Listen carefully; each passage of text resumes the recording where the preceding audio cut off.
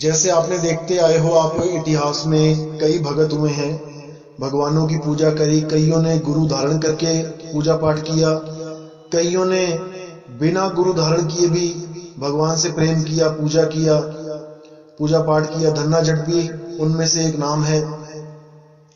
क्या कबीर साहब भी ऐसे ही एक आम इंसान थे, एक आम भगत थे जो निराकार भगवान की पूजा करते हैं? क्योंकि गुरु ग्रंथ साहब में कई जगह बताया गया है कि कबीर साहब निराकार की पूजा करते थे और वो भगत थे, दास थे। तो बहुत अच्छा सवाल है, इसके बारे में मैं बहुत विस्तार से बताऊंगा। देखो जी, सबसे पहले तो एक चीज समझ लो कि कोई भी महापुरुष है, कोई भी, वो अपने आप को दास ही कहता है, क्योंकि वो परमात्मा का कार्य करने आया है यहां। वो अपनी वाहवाही करवाने नहीं आया, वो अपने नाम का डंका बजाने नहीं आया। वो परमात्मा के द्वारा दिया हुआ कार्य को संपूर्ण करने आता है। और जब स्वयं परमात्मा ही आता है एक मनुष्य चोला धारण करके, तब वो अपने आप को कभी भी जाहिर नहीं करता कि मैं कौन हूं। वो अपने आप को दासों का दास, लाला गोला कहलाता है।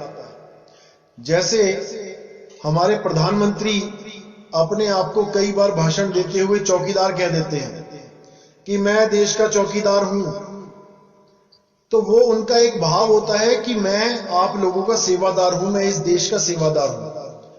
लेकिन अगर कोई मूर्ख ये सोच के प्राइम मिनिस्टर ऑफिस में चले जाए, पीएमओ वहां चला जाए और बोले कि मैं चौकीदार से मिलने आया हूं, वो तो चौकीदार है, वो तो भाषण में कहता है कि मैं चौकीदार हूं, और तुमने उनको प्रधानमंत्री बना रखा है। अगर ऐसा कोई बेवकूफ वहां जाके ये बातें बोलेगा तो उसको सब मूर्ख ही कहेंगे। वो अपने आप को कुछ भी बोल सकते हैं, वो कुछ भी बोल सकते हैं अपने आप को, लेकिन हम नहीं बोल सकते, हम नहीं बोल सकते। कबीर साहब क्या चीज हैं ये जगत जानता है, ये हर संत जानता है। संतों की वाणियों में कबीर साहब के बारे में इतना कुछ लिखा है। तो कई लोग कहते हैं कि नहीं, ये सब मिलावटी वाणियां हैं। अरे भाई, क्या सब संतों को केवल कबीर साहब ही दिखाई दिए थे कि उनके नाम की मिलावट करनी है? किसी और संत के नाम पे मिलावट क्यों नहीं हुई? किसी और संत का नाम क्यों नहीं लिया गया? केवल कबीर साहब के नाम पे ही हर चीज हुई। कभी उन्हें ब्राह्मणी का पुत्र बना दिया गया। अरे उस ब्राह्मणी का नाम तो पता कर लो। जब उन लोगों को पता ही था कि ये ब्राह्मणी का पुत्र है, तो भाई उसी वक्त पता करना चाहिए था कौन सी ब्राह्मणी का पुत्र है।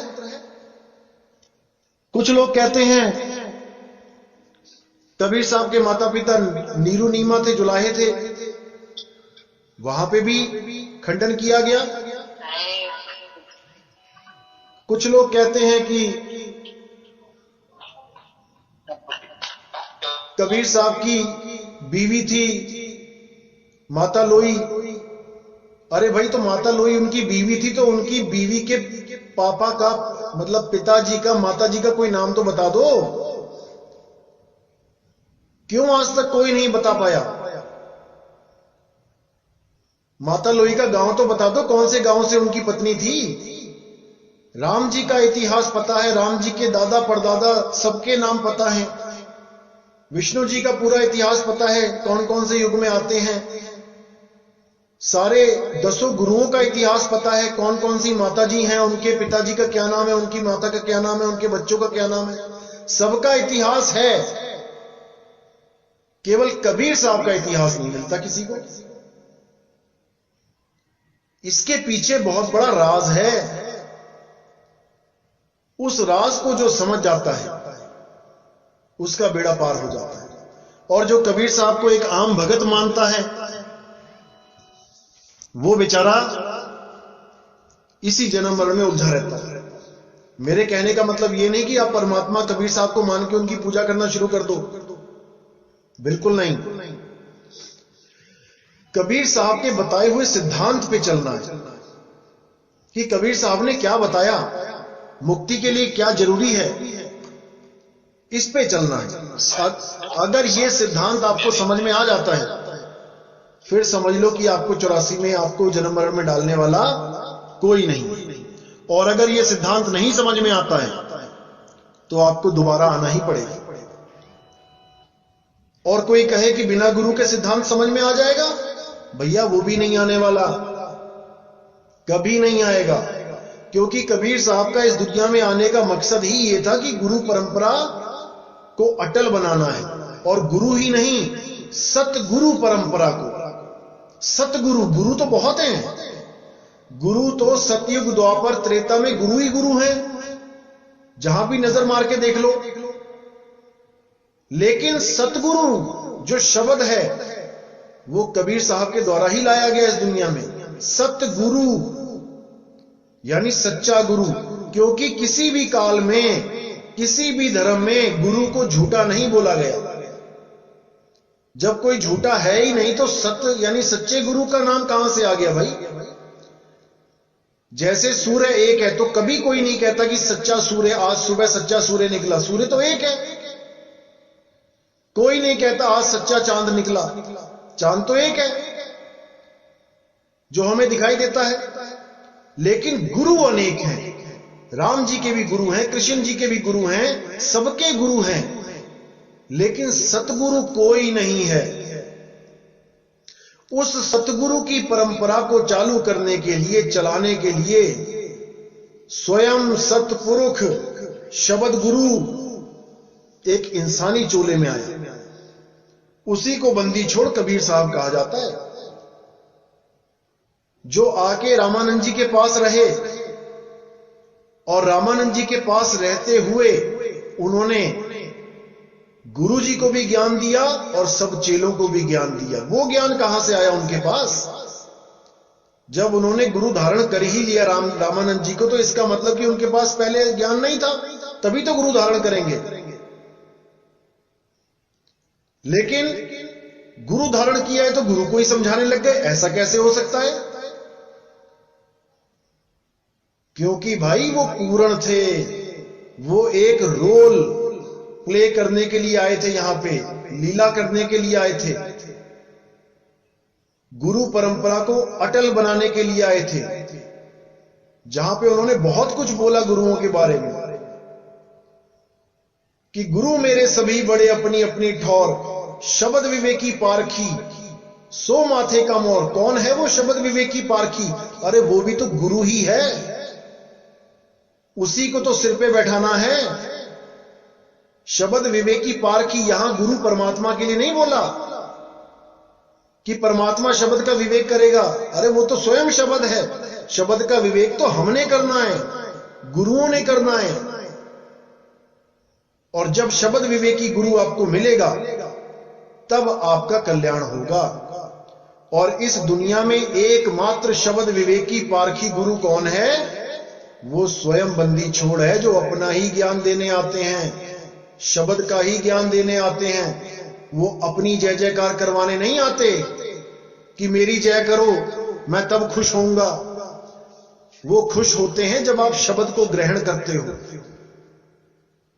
और वो दुखी तब होते हैं जब आप शब्द की महिमा को जान नहीं पाते हो और इस जन्म मरण रूपी चक्की में पिस जाते हो।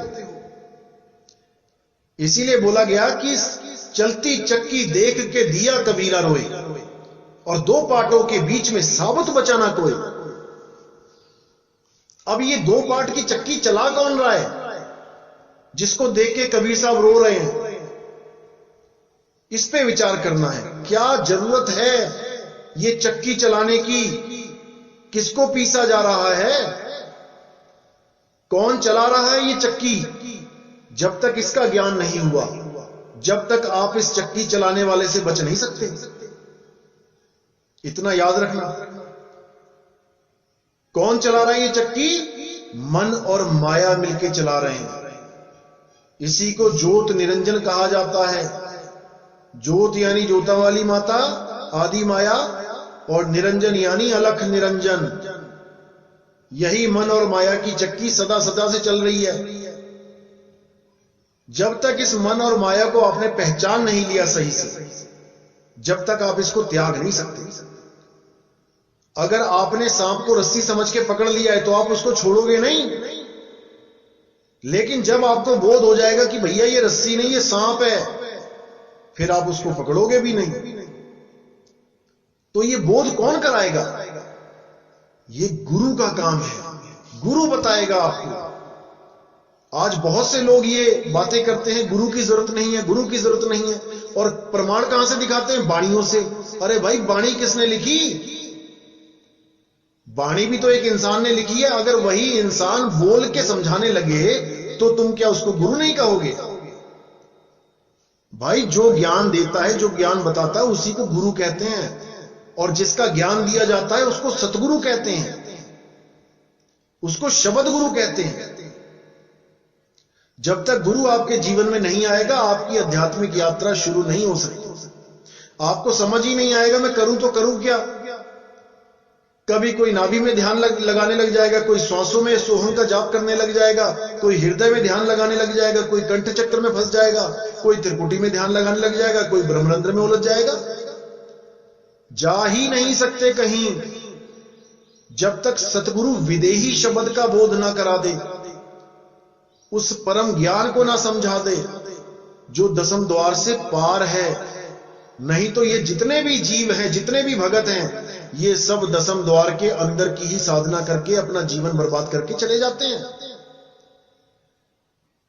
इसीलिए शायर ने बोला कि दसों द्वार से आपको निकलना पड़ेगा। कहां जाओगे? कई लोग हमारा सत्संग सुन सुन के कहने लग गए हैं कि आत्मा कहीं आती जाती नहीं है और आत्मा तुम्हारे शरीर के अंदर है। मिक्स खिचड़ी ज्ञान। अरे भाई, अगर तुम्हारे शरीर के अंदर आत्मा है और उस आत्मा से ही तुम्हारा शरीर चल रहा है और आत्मा कहीं आती जाती नहीं, तो वो सदा तुम्हारे शरीर के अंदर ही रहेगी। फिर ये शरीर की एनर्जी क्यों खत्म हो जाती है? ये शरीर क्यों मृत हो जाता है? ये शरीर के फ्यूज क्यों उड़ जाते हैं? अगर वो करंट सदा सदा तुम्हारे अंदर है तो कोई विचार नहीं करता। जैसे किसी बोतल में पानी है और पानी अमर है, पानी ही ताकत दे रहा है बोतल को, तो बोतल में पानी सदा के लिए है तो बोतल तो अब स्वयं अमर हो गई। जिस जगह स्वयं परमात्मा आके विराजमान हो जाए, वो जगह तो कभी खत्म हो ही नहीं सकती ना भाई, वो तो अमर हो जाएगा। ऐसा ये लोग इसलिए बोलते हैं क्योंकि इन लोगों को भी यही नहीं समझ में आ रहा है कि तुम्हें एक दिन शरीर छोड़ना पड़ेगा। शरीर में कौन है? जो आता जाता है वो जीव है। जीव आता है शरीर में तो ये शरीर चलता है, जीव चला जाता है तो ये शरीर निढाल होके गिर जाता है। इसीलिए बोला उड़ जाएगा हंस अकेला, उड़ जाएगा हंस अकेला। हंस उड़ जाएगा, कहां उड़ के जाएगा? अगर उसको अपने घर का पता है फिर तो भाई वापस चला जाएगा, और अगर उस हंस को नहीं पता है कहां जाना है तो इन्हीं दसों द्वारों से अगली जून में चला जाएगा। कोई रोक नहीं सकता उसको। कौन रोक सकता है? शब्द गुरु, वो रोक सकता है।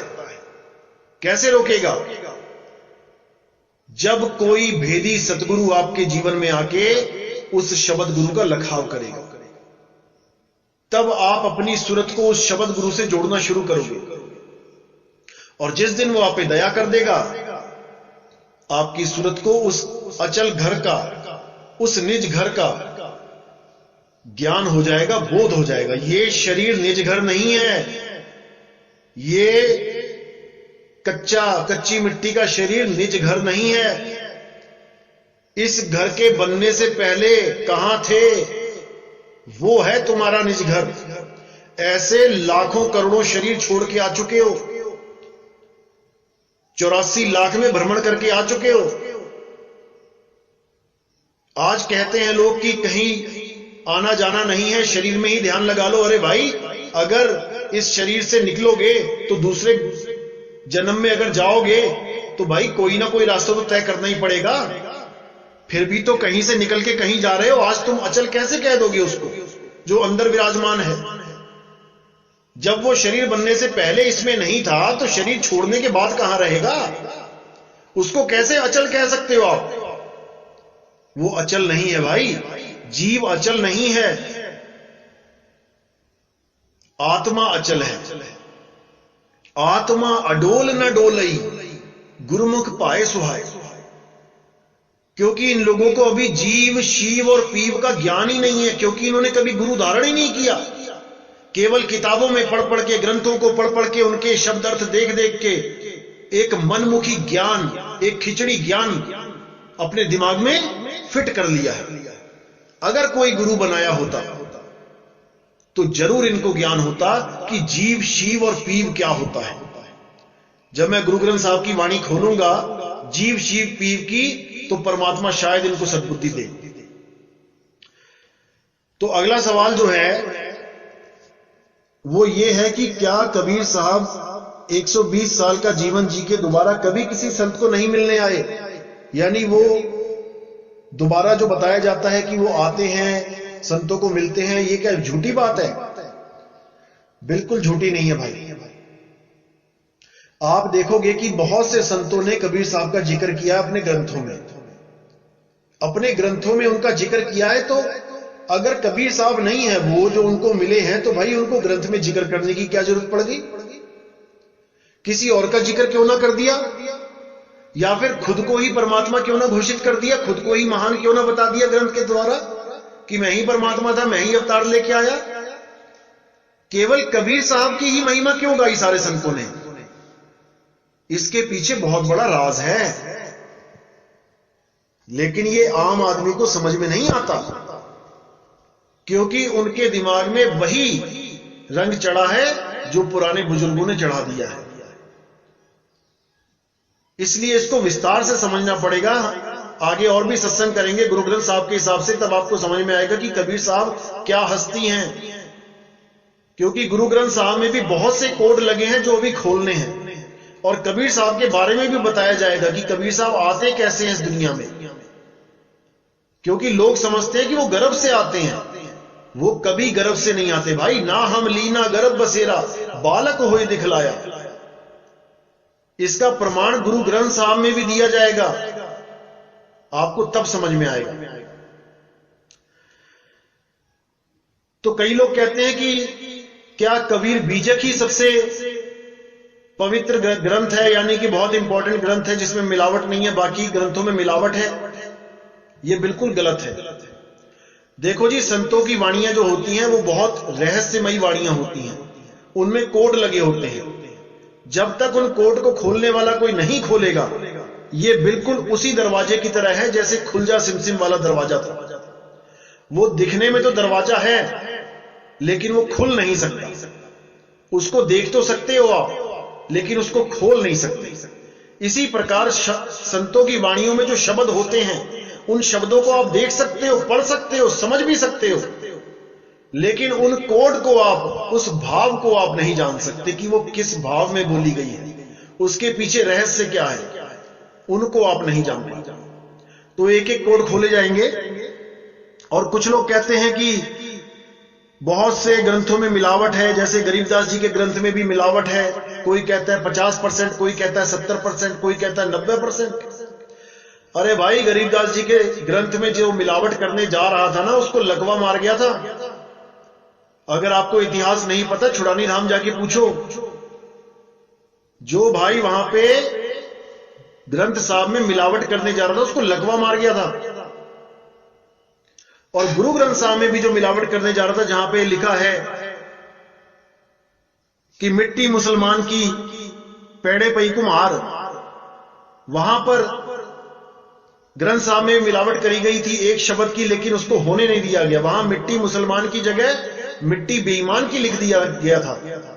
वहां पढ़ा गया था राजा के सामने, तो उस सिख भाई का नाम ही काट दिया गया सिखों में से कि ये हमारा गुरुसिख नहीं है, इसने मिलावट करने की कोशिश करी।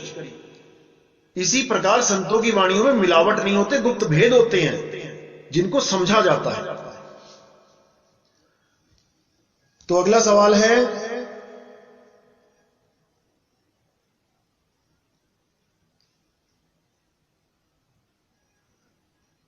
क्या मीराबाई को परमात्मा नहीं मिला था? क्योंकि गुरु ग्रंथ साहब में सब संतों की वाणियां ली गई, लेकिन मीराबाई की वाणियां नहीं ली गई। एक भाई का सवाल था। तो भाई ऐसा बिल्कुल नहीं है। ऐसा बिल्कुल नहीं है कि केवल जो ग्रंथ साहब में जिन संतों की वाणियां हैं कि उन्हीं को मुक्ति मिली, बाकियों को नहीं मिली। ऐसा बिल्कुल नहीं है। बहुत से ऐसे संत हैं, बहुत से, जिनकी वाणी गुरु ग्रंथ साहब में दर्ज नहीं है। तो क्या उन संतों को हम अधूरा